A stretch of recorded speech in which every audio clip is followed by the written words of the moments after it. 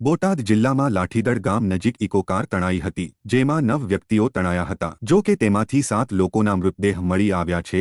બોટાદ જિલ્લાના લાઠીદળ ગામે તણાયેલી ઇકો કારમાં કુલ 9 જેટલા લોકો સવાર હતા, જેમાંથી 2ના આબાદ બચાવ કરાયો હતો। જ્યારે તણાઈ ગયેલા 2 લોકોના મૃતદેહ ગઈકાલે મળી આવ્યા હતા, જ્યારે એનડીઆરએફ ટીમો દ્વારા શોધખોળ કરતા 5ના મૃતદેહ મળી આવ્યા હતા। આમ ઇકો કારમાં સવાર 7 લોકોના મૃતદેહ મળી આવ્યા હતા।